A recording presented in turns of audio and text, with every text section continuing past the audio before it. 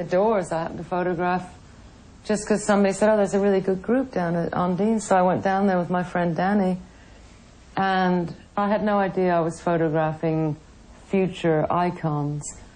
But I loved his music. I loved him as a person. I loved all the Doors, actually, Ray and Robbie and John.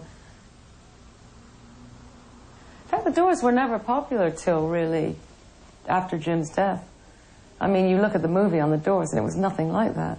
You know, they had massive crowds and Jim, it was none of that. I mean, they could barely get arrested, you know. In fact, he did get arrested, poor guy.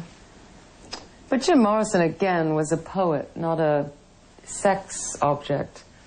And, I mean, I tell you, you saw how he grew a beard and got fat and everything. He was trying to say, look, I don't want the veneer. I want you to see what's in my heart. Yeah, I remember Jim coming over one day and he was very agitated and really upset. And what's the problem? He was just down in the village and he had run into somebody he'd gone to school with. And he said he was a very unpopular, very fat, unattractive kid. And he said, and then he ran into this girl who was all over him, and he just couldn't handle it.